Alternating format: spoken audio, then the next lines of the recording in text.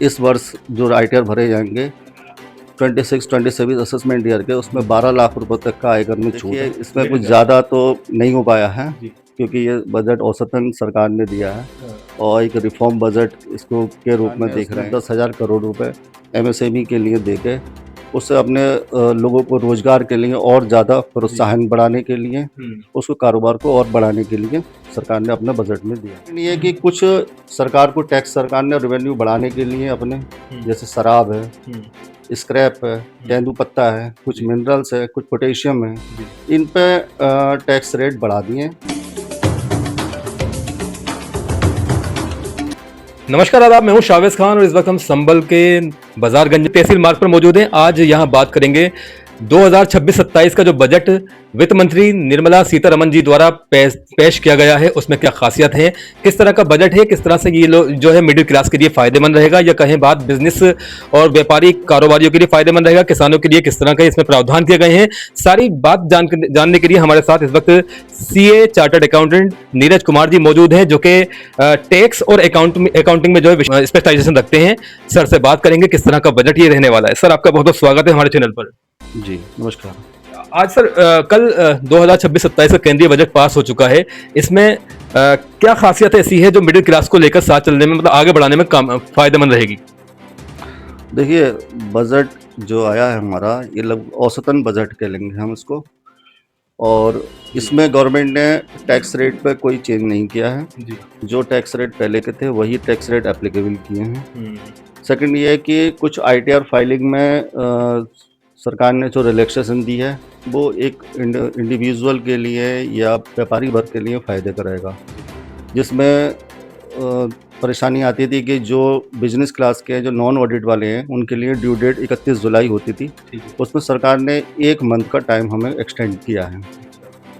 दूसरा, मतलब 31 जुलाई से बढ़ा दिया गया क्या? 31 जुलाई से 31 अगस्त कर दिया गया है। 1 महीने का टाइम बढ़ा दिया गया। हाँ, जो नॉन सैलरी वाले हैं, जिनका ITR 4 या ITR 3 हम फाइल करते हैं, उसके लिए 1 महीने का टाइम एक्सटेंड कर दिया है। सेकंड, सरकार ने एक ये भी किया है कि जो लोग लेट ऑडिट रिपोर्ट फाइल करते हैं उस पर पहले पेनल्टी का प्रोविज़न था, जिससे सरकार ने लेट फीस में तब्दील कर दिया, मतलब कन्वर्ट कर दिया उससे। उससे क्या होगा कि अब जो लोग लेट ऑडिट कराते हैं या लेट फाइलिंग करते हैं उनको अब टाइमली फाइल कराना पड़ेगा। तो इससे, हालांकि इससे व्यापारिक वर्ग पर नुकसान भी होगा क्योंकि उन्हें लेट फीस उन्हें पहले फाइल जमा करनी पड़ेगी, उसके बाद ही ऑडिट करा सकते हैं। तो अब इससे ये है कि व्यापारी वर्ग को अब जागरूक भी रहेंगे और वो अपने समय पर काम कराएंगे, लेट ऑडिट नहीं कराएंगे वो। मतलब लापरवाही बिल्कुल बर्दाश्त नहीं है सरकार को इस बात। जी। सेकंड ये है कि कुछ सरकार ने चिकित्सा वर्ग में एक सबसे बड़ा कदम उठाया कि कस्टम ड्यूटी को कम किया है, जिससे 17 दवाइयाँ ऐसी हैं जो कैंसर से रिलेटेड हैं, उन दवाइयों पे कस्टम ड्यूटी कम हो जाएगी और वो दवाइयाँ जो हैं उन दवाइयों के रेट जो होंगे कम हो जाएंगे। इसके अलावा इलेक्ट्रिक व्हीकल्स हैं, सोलर पैनल हैं, सिंथेटिक जूते हैं, टेक्सटाइल हैं, विदेशी यात्रा के टूर पैकेज हैं। ये निजी इस्तेमाल के लिए हम कोई भी प्रोडक्ट बाहर से मंगाते थे तो उस पर कस्टम ड्यूटी ज़्यादा होती थी, उस पर कस्टम ड्यूटी कम की है। इससे एक मध्यम वर्ग को एक फ़ायदा मिलेगा। सेकंड ये है कि कुछ सरकार को टैक्स, सरकार ने रेवेन्यू बढ़ाने के लिए अपने, जैसे शराब है, स्क्रैप है, तेंदुपत्ता है, कुछ मिनरल्स है, कुछ पोटेशियम है, इन पे टैक्स रेट बढ़ा दिए हैं, जिससे ये चीज़ें महंगी हो जाएंगी और सरकार का अपना रेवेन्यू भी इससे बढ़ जाएगा। सेकंड ये है कि सरकार ने एक सबसे बड़ा मुद्दा उठ रहा था कि ये बेरोजगारी का। देखो, युवाओं को नौकरी के लिए क्या प्रावधान इसमें किए गए हैं? इस बजट में कुछ खास ध्यान रखा गया है, ऐसा कुछ है इसमें? जी।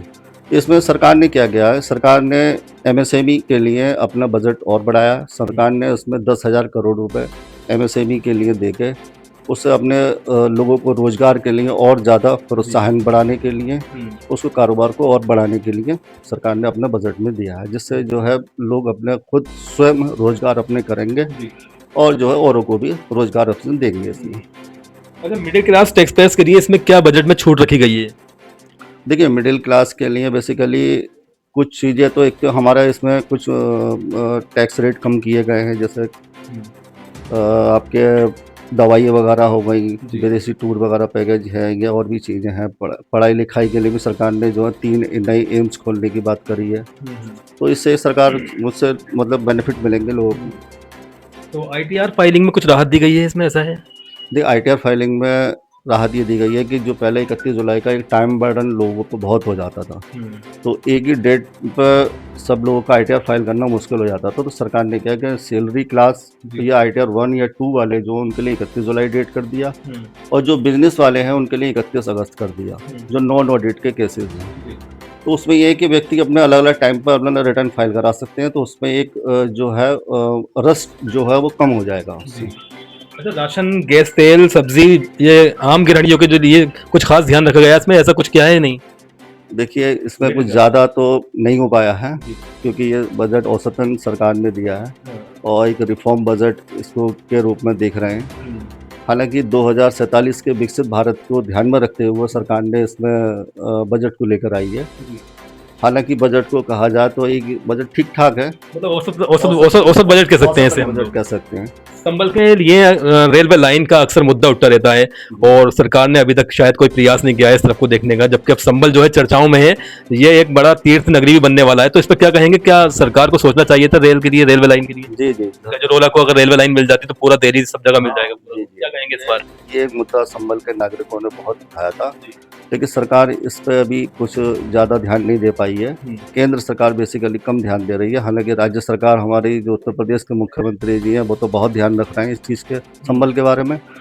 लेकिन अभी केंद्र सरकार का ध्यान अभी संभल के क्षेत्र पर ज़्यादा नहीं गया है। हालांकि उन्हें जो है रेल के ऊपर प्रोजेक्ट पर थोड़ा ध्यान देना चाहिए था, जिससे हम संभल का ट्रांसपोर्ट का जो एक परेशानी है वो सॉर्ट आउट हो जाती, और एक रेल मिल जाती तो एक शहर का जो है कनेक्टिविटी जो है वो देश से जुड़ जाती। लेकिन वो कनेक्टिविटी के लिए जो है अभी सरकार ने इस पर प्रयास नहीं किया है। तो आयकर रिटर्न पे थोड़ा कुछ और ज्यादा बताना चाहेंगे हमारे जो व्यापारी गण हैं उनको?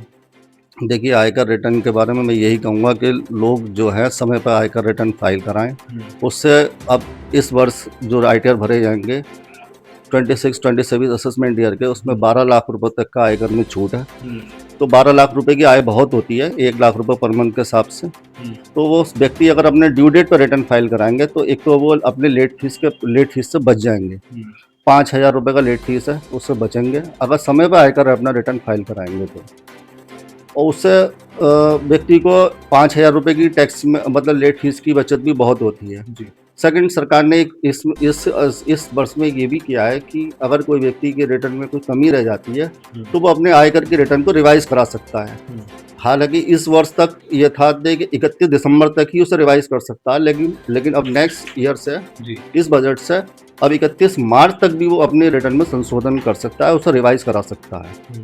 ये 3 महीने का जो एक टाइम एक्सटेंड किया है, ये इस बजट में इससे जो है व्यक्तियों को लाभ मिलेगा। तो अभी हम बात कर रहे थे नीरज कुमार जी से, जो कि मतलब काफी लोग यहाँ पर आईटीआर फाइलिंग कराते हैं, सारे काम यहाँ कराते हैं, एक अच्छी समझ रखते हैं इस चीज की बजट की, जिन्होंने खुलकर बताया है कि बजट जो है इस बार का औसत बजट है, लेकिन आने वाले टाइम में जो है सरकार की ओर से बड़ी प्राथमिकताएं जो है वो व्यापारियों के लिए दी जाएंगी। तो देख शेयर बाजार की अगर बात करें तो उसके बारे में सर से पूछेंगे किस तरह के प्रावधान, क्या बदलाव किया गया है, शेयर बाजार में जो इन्वेस्ट करते हैं उनको क्या फायदा मिलने वाला है या कुछ कमी आने वाली है? सर क्या कहेंगे शेयर बाजार, शेयर मार्केट के विषय में? देखिए शेयर बाज़ार के बारे में यही कहेंगे कि सरकार ने एक तो लॉन्ग टर्म के इन्वेस्टर्स को लाने के लिए सरकार ने शॉर्ट टर्म में जो लोग फ्यूचर या ऑप्शन पर फ्यूचर ऑप्शन लेते थे तो उन्होंने एसटीटी जो सिक्योरिटी ट्रांजैक्शन टैक्स लगता है वो उस ट्रांजैक्शन टैक्स को 0.2% से बढ़ाकर 0.5% कर दिया है।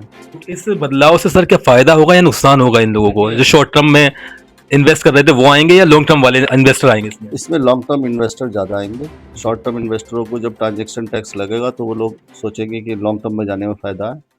तो इससे यह है कि हालांकि जो इन्वेस्टर है उनके ऊपर थोड़ा नुकसान पड़ेगा, क्योंकि जो शॉर्ट टर्म वाले हैं लोग रोज़ की ट्रेडिंग करते हैं, आज शेयर खरीदते हैं कल बेच देते हैं, तो उसमें थोड़ा उनका नुकसान होगा। हालांकि उनका सरकार का मकसद ये है कि लॉन्ग टर्म के लिए लोग पैसा रखें। तो ये है कि लोग शेयर मार्केट में ज़्यादा से ज़्यादा लंबे समय के लिए पैसा रखेंगे तो वो मार्केट में थोड़ा पैसा रहेगा।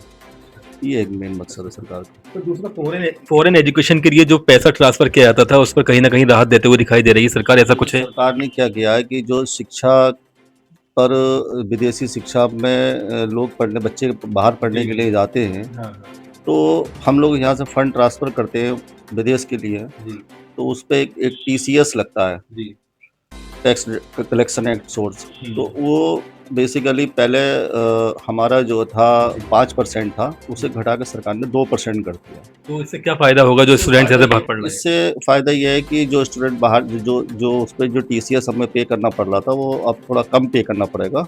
उससे जो है मध्यम वर्ग को जो एक राहत ही मिलेगी उससे। जी हुँ। अच्छा, कोई खास बात इसमें ऐड करना चाहेंगे मिडिल क्लास के लिए जो बजट है इसमें कुछ खास बात दी गई है ऐसा कुछ? देखिए, सरकार ने बेसिकली एक तो जो दवाएँ हैं, कैंसर से मतलब कैंसर की दवाएँ हैं, जी उन दवाओं को सस्ता करने के लिए सरकार ने इम्पोर्ट ड्यूटी, जो कस्टम ड्यूटी लगती है, उसको ख़त्म कर दिया है। तो उससे एक दवाएँ सस्ती होंगी और चिकित्सा के क्षेत्र में जो है लोगों को बहुत फ़ायदा मिलेगा। कहीं न कहीं जो बीमारियाँ गंभीर बीमारियाँ हैं उसमें सरकार ने राहत देती हुई नज़र आ रही है इस बजट में। लेकिन किसानों के लिए और जो हाउस वाइफ होती हैं उनके लिए क्या प्रावधान किए गए हैं, उसको लेकर भी हमने सर से बात की है। सारी जानकारी यहाँ पर निकल कर सामने आई है, शेयर मार्केट की जानकारी सामने निकल कर आई है। तो इस तरह की सारी जानकारी हम आपको देते रहते हैं अक्सर। बुलंद संदेश यानी BSTV न्यूज़ को सब्सक्राइब करना ना भूलें। इस तरह की और ज़्यादा जानकारी आपको आगे इसी तरह मिलती रहेंगी। संभल से शावेज़ खान की रिपोर्ट।